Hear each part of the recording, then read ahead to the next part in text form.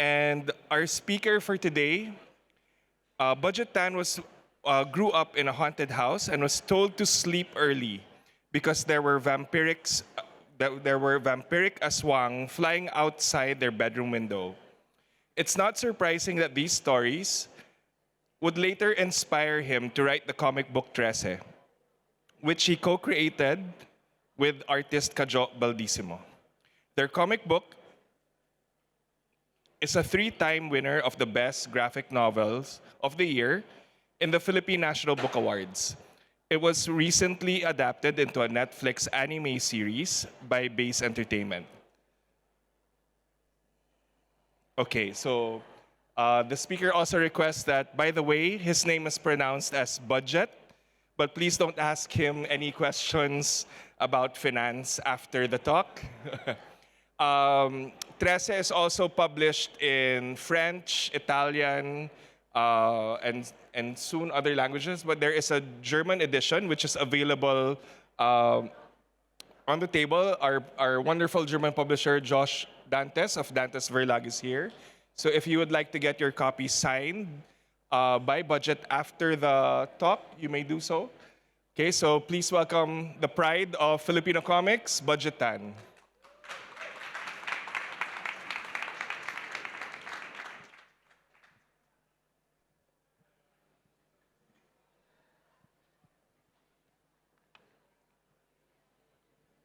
All right. Good afternoon.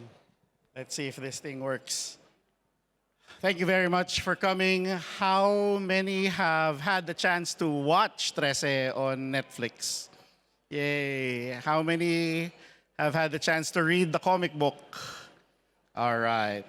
Well, for all of the newbies here, let's start with the trailer for the Netflix show. Apparently the train broke down over the Guadalupe Bridge. Service crew found it like this. Lots of blood, no bodies. And a pile of missing persons reports. Tabi-tabi po. Greetings, young Trese. Good evening, Nuno. There was a time when magic in the world was a natural part of life. That age has passed. People fear what they don't understand. That's why our family has always been the bridge between mankind and the supernatural. What the hell are we dealing with? A lot of tribes are on edge, making bad deals with badder folk. That balance you and your father have tried so desperately to maintain is at its end. You're treading on very thin ice, little Trese. Can't be too sure about the underworld these days. Please help me. You are the Babaylan Mandarimba, healer and warrior. Ibon yan ang matatago. You were born ready. Hank, the creature is a Chana. Do you hear it calling for me?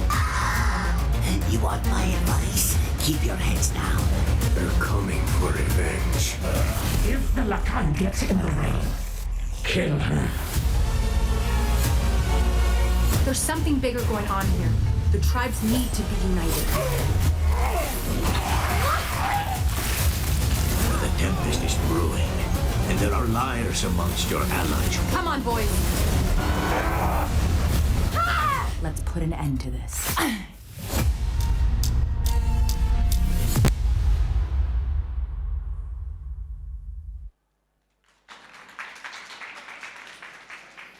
It's still a thrill to see Trese move like that. Next year, we are launching a book called Trese, The Art of the Anime, under a Blaze Publishing, and it chronicles the journey of Trese from a comic book to it becoming an animated series for Netflix.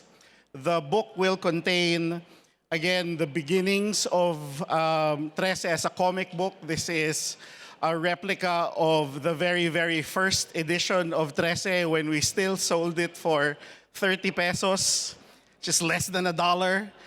Because I asked Kajo, how much should we sell Trese? And he said, no one might buy it, so bring the price down. So we sold it for 30 pesos, photocopied it, and sold it at a local Comic-Con in Manila. And this is the very first poster made by our publisher, Vizprint, when we eventually got the publisher. And this is the very first image of Trese when Netflix started to do the teaser campaign for the Animé. And again, part of the book shows you the beginnings of the comic book as well as the anime. And this is the very first sketch of Alexandra Trese. I can't even remember what I told Kadjo. I just said she's a badass detective and she's investigating supernatural crime in Manila. And this is what he came up with, and we never changed it. This just came pouring out of Kadjo's subconscious. And this is the first character designs done by Jojo Aguilar from the Lex and Otis animation company. So, when did it all start? Did it start in 2005 when Kadjo sent me that text message and asked, "Hey Budge, do you want to do a comic book?" Did it start in the 1950s when stories of a ghostly lady started to appear on Balete Drive? Or did it start in 1973? In writing Trese, I do a lot of research, and one of the articles I found was in the Daily Express. And in 1973, there was a report about a haunted house. A couple had just moved into this house with their 6-month-old baby, and they moved in with the rest of their extended family, typical Pinoy, kasama yung mga tito at tita, aunts and uncles are part of that package. And when they moved in, everything was fine until supernatural events started to happen. Lights started to switch on and off by themselves. Voices were heard coming from rooms, but nobody was there. Objects started to move by themselves, like slippers walking away from you, or a glass slowly moving to the edge of the table until it falls. All of these things were happening to the rest of the family members except the mother. So the mother of the family said, "I don't believe any of these things. You're just making this up. You're just trying to scare me." Until one particular day, she was giving a bath to her 6-month-old child. She just got the baby out of the little tub, put the baby on the bed, turned around to get a towel, and when she looked at her baby, half of the child's face had wrinkled up to look like an old man's face. And suddenly all of these stories about paranormal things happening in the house came back to her, and she suddenly realized, my baby has been possessed. And the only thing she could do to stop this was she slapped the baby. A bit severe, but funnily enough, the thing on the bed did not cry. It just stared back at her as if daring her to do it again. And she got down on her knees and started to pray, and she said she started to pray for the longest time and called on all of the saints until her baby returned to normal. If you find that article from the Daily Express in 1973, the name of the family there, the father was Budjette Tan, the mother was Budjette Tan, and the baby is Budjette Tan. That was my childhood. How's your childhood? So, to make things more interesting, as I was growing up, my dad was the one who told me, "It's bedtime, come to bed." And because I was the bratty little kid, I'd say, "No, I want to play." And then my dad said, "There's an aswang outside the window."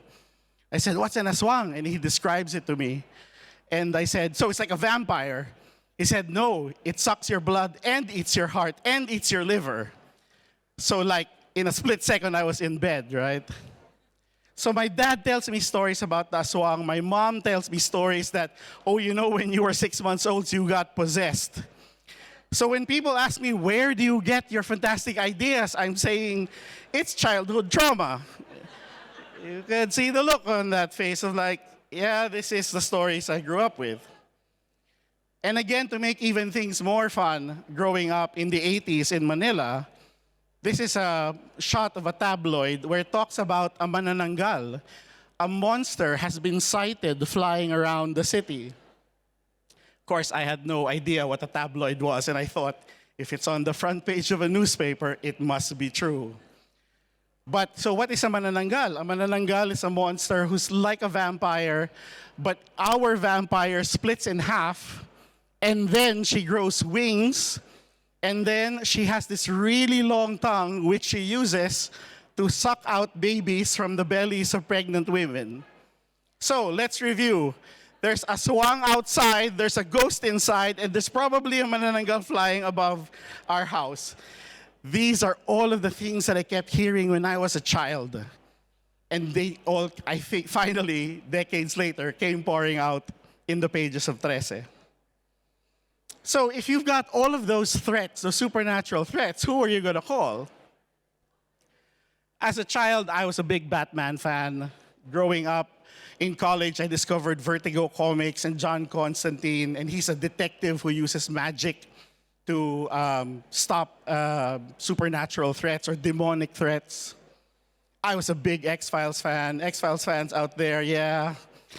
And because it showed you can tell a detective story and include the supernatural and the paranormal.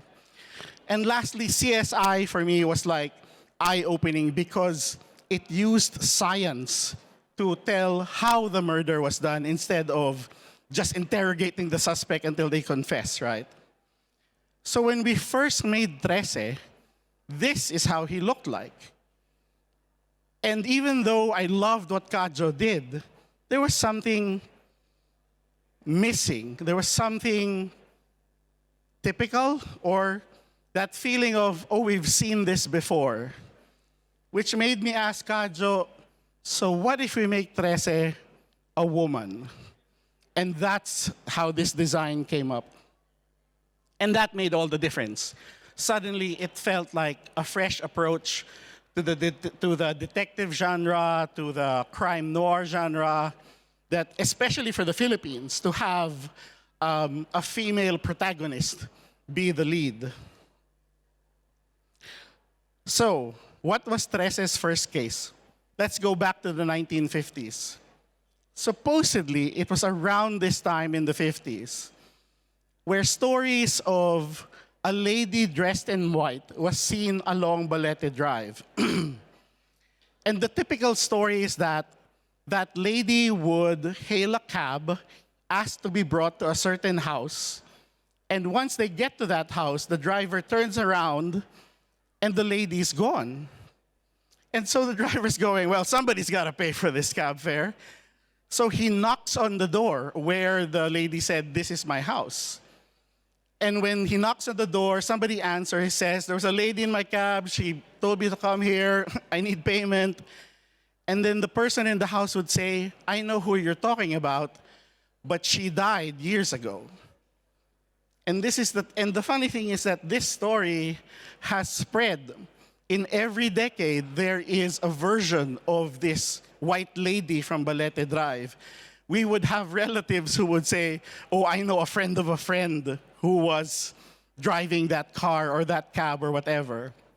So for me, it was like, this is one of the urban legends that I wanted answers to. And I guess in writing the first case of Trese, that's when I thought, I want a detective who will finally find the answer to these questions. Who is the white lady of Budjette Drive? Where did she come from? And why does she continue to haunt that street? But to make things more interesting, I thought, what if the case that Trese needs to solve isn't an ordinary murder? What if somebody murdered the ghost of Budjette Drive? And hence the thought of who would murder a ghost and how do you murder a ghost?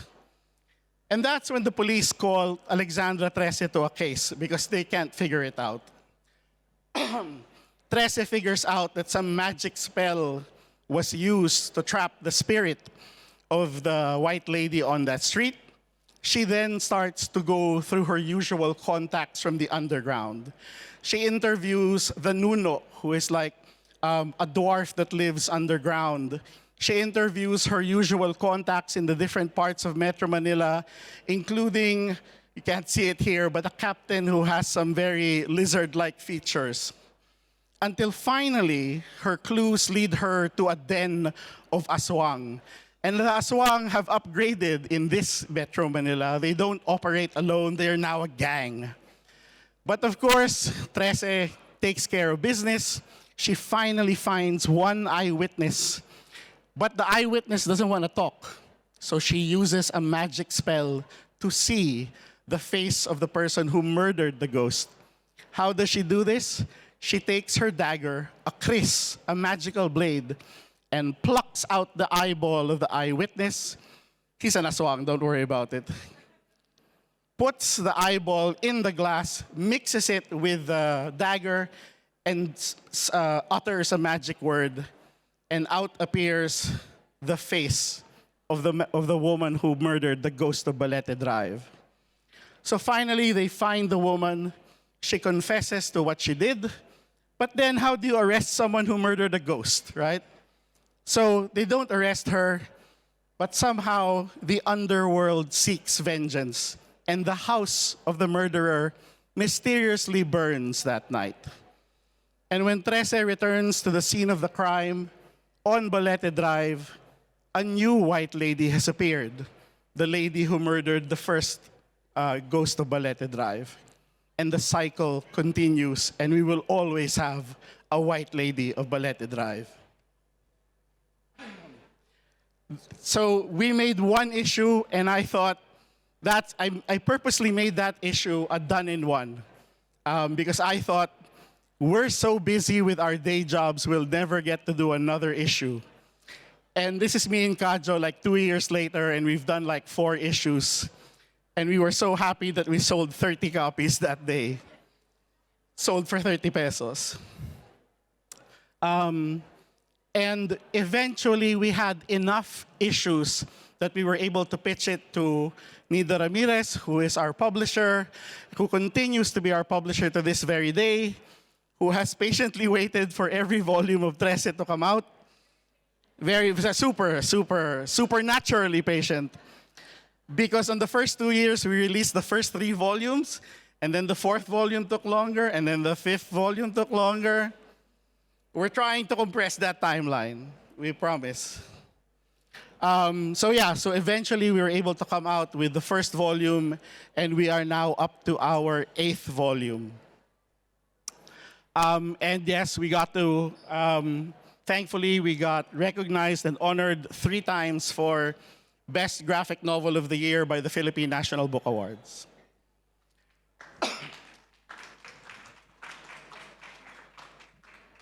Which leads us to one of those books somehow ending up in the hands of Tanya Yuson.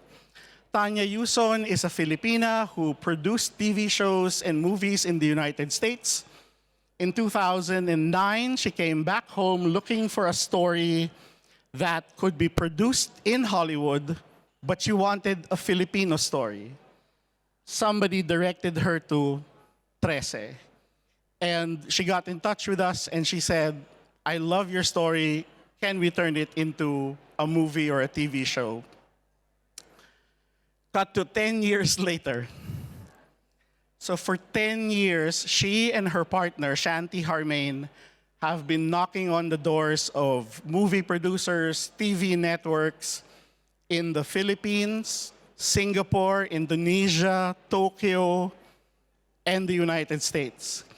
Every year, Tanya would say, hey, you know that director who did this thing that's really popular now? He wants to do Trese. And then it doesn't happen. Every year that happened for 10 years. So even I was starting to give up hope that it would not happen. Kajo always tells me, Budge, whatever happens, we've got the comic book to finish. Where's your next script?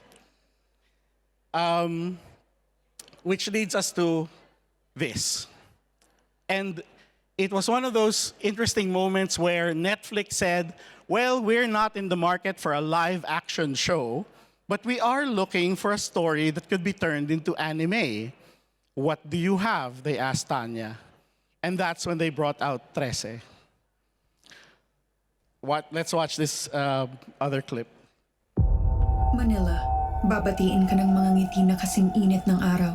Pero sa gabi, pag napadpad ka sa madilim na eskinita, maaari kang maging biktima niya. Greetings, young Trese. Good evening, Nuno. Trese is an animated series based on a graphic novel that is set in modern-day Manila that uses Filipino folklore to tell its stories. What the hell are we dealing with? Magic, Captain.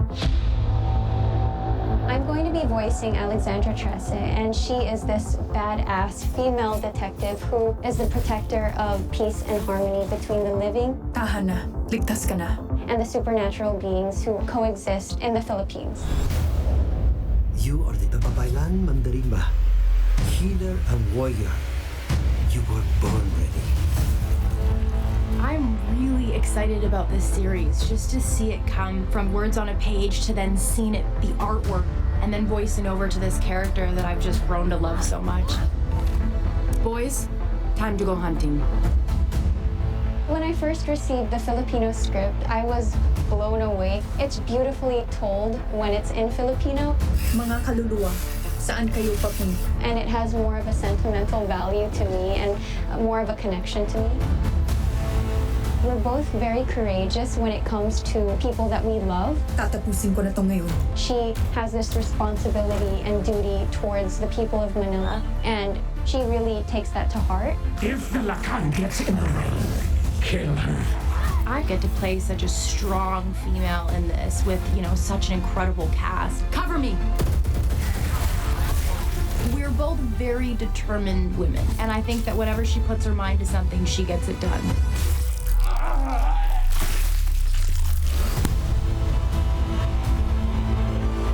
Tumutulay ka sa napakanipis na kable, munting Trese. We have our own characters here in the Philippines, our own superstitious beliefs. And I just want to share that with the world. Oh, yeah! Definitely gonna have a lot of twists and turns, so don't think you know what's coming, because you don't.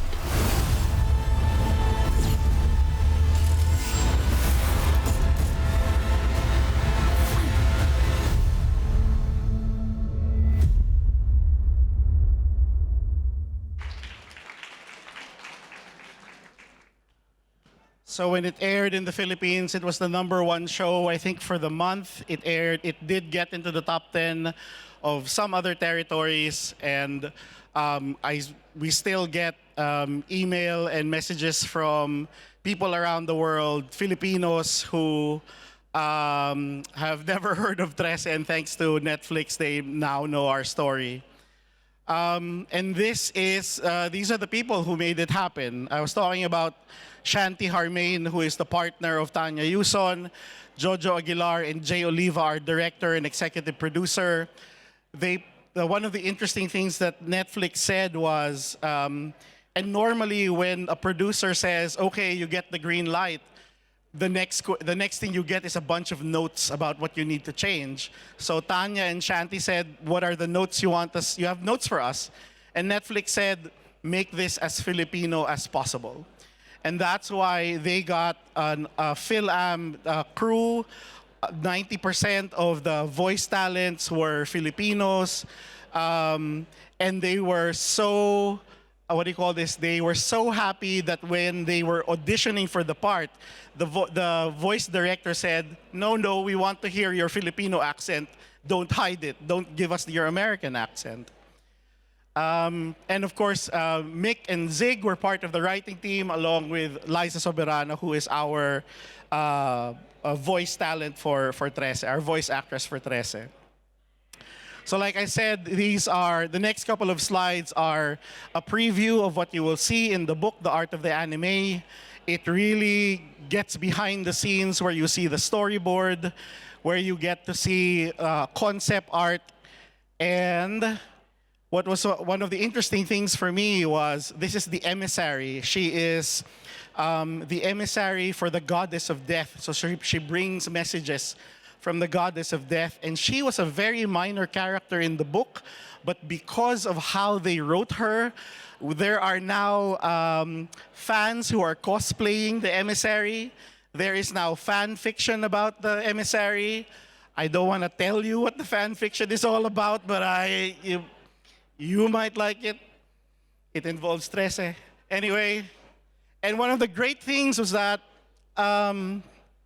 they got the artwork of the anime and started to put it on the streets of Manila to promote the movie. And on one of them, they put the artwork on Balete Drive. And so we're back to Balete Drive. So let me end with my reflections on what were the magical ingredients that allowed us to take the 30 pesos Xerox comic book all the way up to anime. These are the ingredients which I think allowed us to make that leap, which took 10, 15 years. Find the thing that you were afraid of and write it. Write about your fears until you're not afraid of it, or until you understand why you're afraid of it. So the next time it comes along, you know how to deal with it. It's wish fulfillment. The thing that frightened me as a child, I wrote a story where it gets defeated. Think about your heroes from when you were a kid. Think about your favorite character, comic book character, TV show character. Think about the people who inspired you. Parents, friends, relatives. And look at what's in their hearts and at their core. Take that out, pluck out their hearts, and put it into the heart of your character. And lastly, find a companion, because it's going to be a long journey. Find someone who shares your vision. People like Paolo Herras here, who made it possible that we're now available in German. And of course, all these people, including Nida. Find mentors, people who are smarter than you, that are wiser than you, and let them guide you. Those are the ingredients. I hope you're ready for your magical quest. And I look forward to your story, to reading it, and maybe even watching it on Netflix. Thank you very much. Okay. All right. Can you hear me? Are we gonna sing and dance now? Yeah, I guess now's the time we're gonna sing the theme song. I don't know the Please words. take a seat. Yeah. Okay, so we'll be opening the floor to questions if there are any questions, but I'll start off the question and answer first. There's also Dantes Verlag over there with the German edition if you'd like to get copies of the first book of Trese. So he's here also to support Budjette and this panel. Could we still call it a panel? This talk? Okay, so 20 years. And you're still going with, and that's something that is amazing because seeing a lot of the comics creators back home, there are so many that have started and come and gone, and you're still going. And what do you think is the secret ingredient to that? That's a good question. Kadjo would be number one there. He would be usually the one who would remind me I'm late for my script. He's always, and whenever he does get the script, it's seeing the words come to life as artwork that always excites me. So it's like I'm the first fan. I get to be the first reader of Trese when I see those pages. And I think going back to what I was talking about earlier, it's like it's that the Philippines has so many stories. The Philippines has so many monsters, has so many ghosts, so many enchanted creatures that we can, I'd love to be able to write as many creatures as possible, find a story or a twist for these creatures that either we've been hearing about ever since we were kids, or we've never heard about them, and it's just being told in some province somewhere. I'd love to be able to discover those and tell stories about them. Well, getting Trese into Netflix is like not every, but a lot of comics creators' dream, and you did it. And it's not even it's still not the end of Trese. You're still in the middle. You're still in writing book 9 out of book 13. And how did you can you tell us what exactly happened the moment that you got word that you are going to be adapted? Yeah. It was the most anticlimactic day because Tanya just messaged. To be fair, Tanya would call me and would give me updates that they're in talks, that they're moved on, they're meeting the next level of approval. And then I think just one day she sent me a message and said, we got it, we got the green light. And I keep telling Tanya how I wish we had that stereotypical Hollywood moment where the phone rings and then they say we got it and we like cheer and hug and whatever. And it was like, I got the message like, yeah! And then I went back to work. But you take what you got, right? But yeah, it was, I think the great thing about Tanya and Shanti is that they discovered us again at the beginnings of Trese. The funny thing is they got book 3, right? And because we were such geniuses, we didn't put numbers on the cover. She thought that was book 1 because book 3 is where you see the childhood of Trese, you see the story of the father is there, and the story of the Kambal, of how they discovered the Kambal. So it was, in effect, it was the origin story of Trese, except it took us 2 books before we could get to it. But for Tanya, who looks for what is the heart of this story, she found that in book 3. That it is about a daughter trying to live up to the expectations of her father, but she has decided, I will fulfill my family duties, but I will do it in my own way. You know, I will not follow what has been prescribed to me by my grandfather and father. So when she saw that potential, that's what she started to shop around. And because she wanted to stay true to that vision and story, there were times when we would meet with producers and they would ask us, you know, if Trese had a boyfriend, this would really sell a lot. And we were like, no, Trese doesn't have a boyfriend and she doesn't need a boyfriend. So they were like trying to, and that's what I was talking about with Netflix giving the best note ever of make it Pinoy as possible. The notes we were getting from other studios were, just made it feel like maybe we're not the right fit. Maybe this is not the right partnership to have. And that's why it kept going year after year until they found Netflix.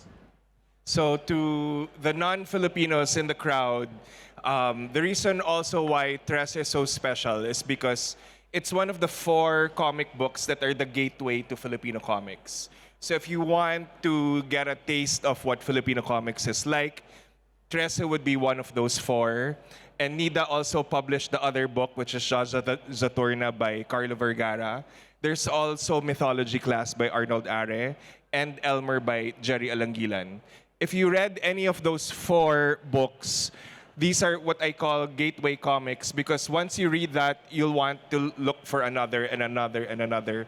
And that's the immense impact that maybe Budjette is too humble to even know about it. But the announcement during the Netflix adaptation was during the pandemic. And in the Philippines, a lot of the publishers stopped publishing. But the brilliant thing that happened in the pandemic is that the Filipino publishers were forced to put their online shops in e-commerce sites. And it gave the local publishers, the Filipino publishers, access to nationwide readers. So we didn't need the middlemen anymore. And when Netflix announced the adaptation of Trese, there were only 3 bookstores that you could buy Trese during that time, and that was Nida's publishing house, that was my bookstore, and that was, I think, was it National or National Bookstore? No? Fully booked. So there were only 3 places where you could buy. And because at that time it was such a scary period, we didn't know where we were going to, how we were going to pay our rent. And we survived on selling Trese for 2 to 3 months. It was that huge. So even in 20 years, there were still a lot of readers that were starting to just find out about Trese, and that grew the readership of not just Trese, but they started to read other comics after. So that is the fantastic Trese effect, the ripple effect that Trese gave for Filipino comics, and I think that one is very commendable. So, anyone? Does anyone have a question for Budjette Tan? Anyone in the audience? Anyone? Because Paolo will start singing if you don't ask a Yeah. question. Is there anyone that has a question for Budjette? Yes, over there, Paolo. Oh, there. Very shy one. I don't really have a specific question right now. I'm actually really shy about this. But I was actually surprised between the difference of the comic and the Netflix anime. Because I watched the anime first, and then eventually I read the comics. And I was actually surprised how a lot of the episodes were just mixed with 2 of the stories of one of the comics. Did you actually have a lot of say into the story of the anime, or did you have barely any? Yeah, me and Kajo were invited to the very first meeting of the team that you saw. So it was really more of them asking us questions about the world of Trese, her family, how does magic work.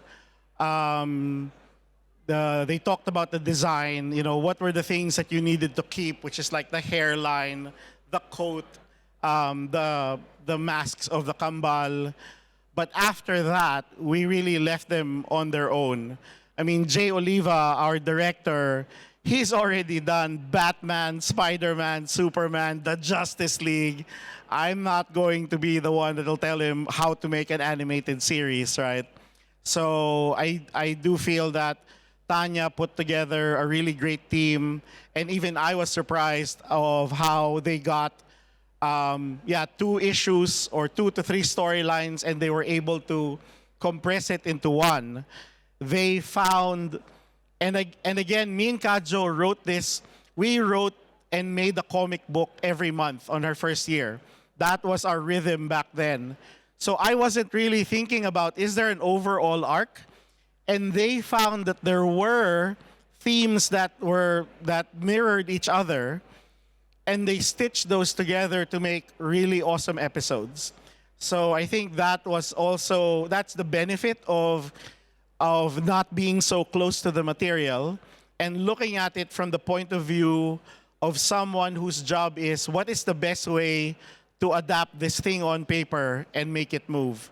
Because I've seen other cartoons based on comic books, and sometimes they really just cut and pasted that scene into the screen, and sometimes it doesn't work because the dynamics of the page is different from the dynamics of the screen. So again, it was a great mix of writers and storyboard artists and storytellers to bring it to life as a show. Okay, so as a follow-up to that, because as the creator of Trese, as the writer of Trese, you had full control of what would happen, and as soon as it gets adapted, as you said, the character design had changes, even the storyline had a different flow. So how were you able to come to terms with that? What is your thinking that it's not 1:1? Again, it was, I think, mainly because Tanya and Shanti held our hands through the process, right? They told us from day one, this will change. They made no promises that it's going to be exactly what's on the book. And I think when I look back and I think about my favorite adaptations of comic book characters, like Batman, for example, what Christopher Nolan did was perfect for the screen, right? He didn't try to adapt a Frank Miller comic book or a Jeff Loeb comic book. He took the best ingredients from those comic books and made it into a film. And that was the amount of trust that I was able to give to Tanya and Shanti. And again, it goes back to, there were moments when I was like going, that producer's really good, let's just go with them. And they were like saying, no, they don't want to do this or that. Let's find somebody else. So for me, that showed they really cared about the material. So when it got to production time, then I knew our baby was in safe hands and that they would do no wrong to the source material. And that was 10 years in the process. So that really took a lot of patience and understanding and just making sure that you have the right animation studio, the right director to work with. Yep. Again, thanks to Jay Oliva, who had done multiple animated series in the past, then he had the comfort level with the animation studio that he got. He had done shows with them in the past, so it was a matter. It was like bringing the old band together, is the way he put it. So I know the answer to this question, but I'm sure everybody will get angry at me if I don't ask it. But is there any news for the season 2? Please keep watching Netflix. Watch it again. No news from Netflix. But Tanya and Shanti are still very confident on that there is a future for Trese. Their company, which is called Base Entertainment, which is their headquarters is in Indonesia. They have been doing a lot of projects with Netflix. Ever since after Trese, they have just had project after project with Netflix. They even did shows with Amazon. So they're on a roll as far as a production company is concerned. It's just a matter of time before Trese gets the spotlight again, hopefully. Hopefully. Okay, so let's, another question? Yes? Since Trese and Arnold R's mythology class, a lot of writers tapped into Philippine mythology, folklore, from short stories, novels, to comics also. What can you say about that? What's your comment? Fantastic. I'm in touch with, I'm going to mispronounce his name, Carl Gervaza. Gervaza? Yes, am I right? Yes. Carl Gervaza has a Facebook page called Philippine Spirits. He has come out with a book called Mythica Obscura.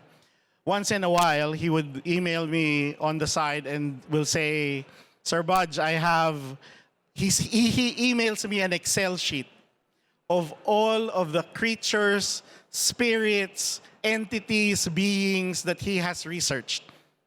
He's around, 5,000 entries in that Excel sheet, supposedly. So, 5,000 stories to be told. I would love to see more stories from, more people, picking up these. And more often than not, they're like the story of the White Lady of Balete Drive. It's like, one night, this thing happened, and the creature did this, and then she was gone. That's it. There's no other thing. So it's up to the writers and creators to pick up this little nugget and turn it into something else, into their own story. So I think that's the wonderful thing that we've got as far as the Philippines is concerned, that we have all of these untold stories.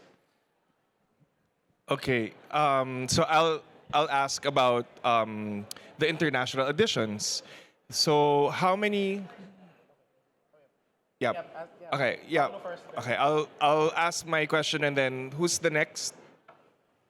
Julia. Okay. So let's give the mic to Julian first. Okay. So in terms of international editions, Trese is also one of the first book, I think, after Elmer. I don't know if it's Mythology Class or Trese, but one of the first three that got translated or had a world edition, a world English edition. So can you share about all of the foreign translations or other editions of Trese? It was really, I mean, again, thank you, Netflix, for promoting our comic book. The funny thing was that year, and we didn't know Netflix was going to announce it, that was the year me and Kadjo said, how do we reach more people globally? And we pitched Trese to an American publisher and got rejected. Soon after that rejection, Kadjo said, Budge, I think the only way we can reach a global audience is we need to present Trese better. And then on the text, he goes, I'm going to redraw the entire Trese. And I said, no.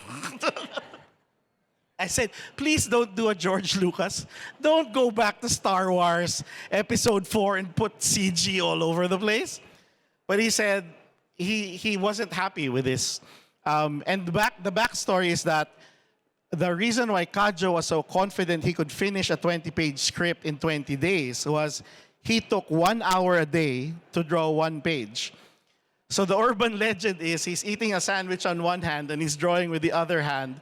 And that's why the first 6, 7 stories of Trese has that look. And I thought that, that's what made Trese Trese. Don't redraw it. But the pages I showed you today, those were the redrawn pages, right? After he fell in love with Topi, the Italian comic book artist, he got possessed by Topi, and you could see that influence on his artwork. So he redrew it, and then he said, let's do a Kickstarter, right? So we did a Kickstarter campaign, an Indiegogo campaign, and we called it the Global Edition, and we purposely promoted it outside of the Philippines. Funnily enough, half the people who bought it were from Manila. So thank you if you're one of those people who bought it. But so we were promoting it outside of the Philippines, and it was like a month to go, and we had not yet reached our targets. 2 things happened. One was the Netflix show was announced, and the second was Neil Gaiman retweeted our campaign, and suddenly we reached our targets, right? A day after the Netflix announcement, I get the email from Ablaze. Ablaze is our US publisher, and they said, we've seen your Indiegogo campaign. We heard the Netflix announcement. Do you want to get published? Can we be your publisher in the United States? And through them, after that, and again, thanks to that, the halo effect of Netflix, that's when we started to get, the first one, I think, was the French edition with Delcourt, then Italian edition with Star, and this year with Dante's Verlag. Up to what book were from each? Italy is so far, for some reason, the Italians love Trese, so we're now up to volume 4 or 5. In France, so far, we've done 1 edition. Which is both 1 and 2. Yes, it's a combination of 1 and 2, that's correct. So far good. And we've got 1 volume with the German edition. And there might be more, Nida? Is that something that's on the table? But yeah, so if there are other foreign publishers interested in Trese, all of the other territories are available. But also, again, the Trese effect, the ripple effect after Trese, Blaze got 12 and 14 by Manix Cabrera. And then after that, he got Myth Space by Paolo Chicamco and his team. And then after it was Alandal and Death Be Damned. So it becomes like a gateway to the Philippines and to the Filipino comics. And that's one thing that's like not often, often said, because of course Budjette or Nida will not, promote themselves as I'm the gateway of Filipino comics. Of course, that's not I gonna am the happen. gateway. No. But that's I am the. but that's not. I mean, that's something that a historian, a comics historian, or a comic scholar would say. But that it's living history. No, right? I'm getting a shirt now. I am the gateway. I will no. No, you're going to create a character that's the gateway to the. Okay, so there's another question. Thank you. I wanted to connect to the question of the role of Filipino mythology and also how you negotiate that way with the Christian belief system. Trese has the cross, right? So, and I mean, from my understanding, usually Christian belief system come with this dichotomy, good and evil. Whereas a lot of the Philippine folktale characters are very complex. There's not this clear devil and there's not the clear saint. So how do you work with that? That's Filipino life. I don't know. How do I? It has been an interesting. Let me think about that, and I'm trying to figure out if we've gotten into that. There's an upcoming story. For some of you who may know, so Trese is the sixth child of the sixth child, and it's part of a prophecy that she will either save humanity and the magical creatures, or she will be the exact opposite of it and bring doom and gloom to our world and the underworld. She is the sixth child, so that means there are 5 other siblings in the Trese family. One of them is a priest. So we do have an upcoming story where Father Matthias Trese and Alexandra Trese are called on the same case. And that's where you will see the difference of how they handle things, that even as far as Father Trese is concerned, the magic that Trese uses can be classified as demonic, right? So there will be a tension point in terms of Trese saying, I can solve this, let me do it my way. And Father Trese says, but no, that's not God's way. For all of the other times, I think we have not been that direct in terms of talking about that the Filipinos are religious and being raised as mostly Catholic, but at the same time that we hold on to these folk beliefs, right? I don't think there's a very specific story about it, but definitely it trickles into the stories of Trese. Like, I grew up in a household where we would have giant images of the Sacred Heart, of the Virgin Mary. Our house looked like a chapel. If people enter our house and do the sign of the cross. What do you call this? And my mother would, when I travel, she used to give me this little, it's like a little postcard. It's a stampita of a saint for safe travels. And those are the things I remember. So in one of the moments of Trese, she needed to heal her friend. And instead of bringing out a cross or a rosary or a stampita, she gets a plastic bag from the drugstore, from the most popular drugstore chain in the Philippines. And she puts it on her friend, says a magic word, and heals her friend. And when the others say, how did you do that? She said, this logo is seen by millions of Filipinos, and every time they enter that drugstore, in their heads is, please let this heal my loved one. Please let this medicine be the one that finally brings them back. So that logo has been infused with so much healing energy, and no one knows how to tap it, right? And Trese knows how to do that. And so it springs from whenever there's a sick person, we pray the rosary. We put an image or a cross on that person. It's using the stuff I grew up with, but flipping it and finding a new way to bring in a magical aspect to it. I hope that answered your question. Trese has 8 books. The 8th volume was released last year. You're currently working on your 9th volume. Yes.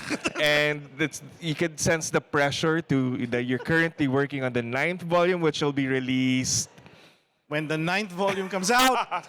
Okay, and then, but it's up to 13 volumes, right? But there's a loophole to that. Of course, we don't want Trese's life to end on the 13th volume. There are actually 2 other supplementary books, like Trese Verdugo and Trese Bloodlines. And also, there's a short story, a book of short story collections of Trese. So it shows that the universe of Trese is still to be explored. So even if are you planning to have more of these complementary books of Trese? Yep. I mean, especially with her brothers, it allows us to explore the other parts of the Trese supernatural universe. And one of the things that has been mentioned a lot in the book, but we haven't shown what really happened there, was the trial in the Great Balete Tree. So one of these days, we'd love to show what happened and show all of the trials she went through to become the Babaylan Mandirigma. Okay, so thank you, everyone.